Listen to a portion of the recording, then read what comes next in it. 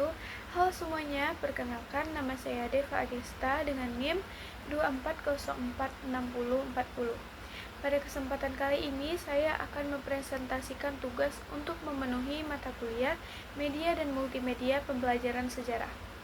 Sebelum masuk ke pembahasannya, tahukah kamu bahwa peringatan Hari Pahlawan setiap tanggal 10 November merupakan sebuah peristiwa yang lahir dari pertempuran Surabaya yang terjadi pada tahun 1945. Nah, peristiwa pertempuran Surabaya merupakan momen paling heroik dalam sejarah bangsa. Jadi, pada video kali ini kita akan membahas bagaimana sih peristiwa pertempuran Surabaya itu terjadi. Yuk saksikan video berikut ini. Surabaya, 1945. Kota yang tenang itu tiba-tiba berubah menjadi pusat pertempuran yang hebat. Pertempuran Surabaya berawal dari kedatangan sekutu dan Nica setelah Jepang menyerah pada 1945. Meski mengaku hanya ingin mengurus tawanan perang, rakyat segera menyadari bahwa Belanda berniat kembali menjajah. Semangat perlawanan pun mulai tumbuh, terutama di kalangan pemuda. Pada masa itu, Gubernur Suryo berperan penting menjaga ketertiban dan mengarahkan perjuangan rakyat Surabaya agar tetap terkoordinasi. Ketegangan makin meningkat ketika pada 19 September 1945, sekelompok Belanda mengibarkan bendera merah putih biru di Hotel Yamanto yang dianggap penghinaan besar terhadap kedaulatan Indonesia. Kericuhan yang hebat pun mulai terjadi hingga akhirnya dua pemuda Haryono dan Kusno Wibowo memanjat tiang bendera, merobek bagian birunya dan mengibarkan kembali bendera merah putih. Insiden ini langsung membakar semangat rakyat Surabaya yang menjadi pemicu awal menuju pertempuran yang besar. Ketegangan memuncak ketika pasukan sekutu di bawah Brigadir Malabi memasuki Surabaya. Pada 30 Oktober 1945, Malabi tewas dalam insiden di Jembatan Merah, membuat Inggris memandang Surabaya sebagai ancaman. Setelah itu, Maijen Mansert mengambil alih dan mengeluarkan ultimatum pada 9 November.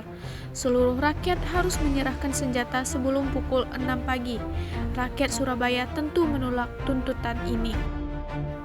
Ketika batas ultimatum lewat, pasukan sekutu menyerang besar-besaran dari darat, laut, dan udara. Rakyat Surabaya bersenjata sederhana tetap melawan tanpa gentar. Dalam situasi genting ini, pidato Bung Tomo melalui radio dengan seruan merdeka atau mati menjadi penyulut semangat terbesar bagi para pejuang. Pertempuran sengit terjadi di berbagai titik kota. Rakyat bertahan berminggu-minggu meski korban terus berjatuhan, dan kota Surabaya porak-poranda. Hingga pada akhir November 1945, pasukan sekutu akhirnya menguasai kota Surabaya. Namun, bagi Indonesia ini bukan kekalahan, melainkan simbol keberanian dan pengorbanan tanpa batas. Di balik pertempuran besar yang terjadi di Surabaya, ada beberapa tokoh yang terlibat dan memegang peranan penting, yaitu 1. Bung Tomo, pengobar semangat rakyat melalui siaran radio pemberontakan. Seruannya merdeka atau mati menjadi kekuatan moral utama bagi para pejuang di Surabaya. Yang kedua, Raden Suryo, Gubernur Jawa Timur yang menjaga ketertiban dan mengkoordinasi pertahanan. Yang ketiga, Brigjen AWS Malabi, komandan pasukan Inggris yang tewas pada 30 Oktober 1945 di Jembatan Merah. Yang keempat, Maijen R.C. Mansert, pengganti Malabi yang mengeluarkan ultimatum 9 November dan memimpin langsung serangan sekutu pada 10 November 1945.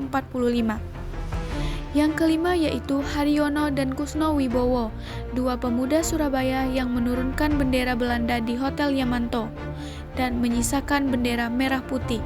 Aksi ini menjadi simbol perlawanan rakyat. Dari rangkaian peristiwa tersebut, muncullah beberapa dampak penting yang perlu kita ketahui.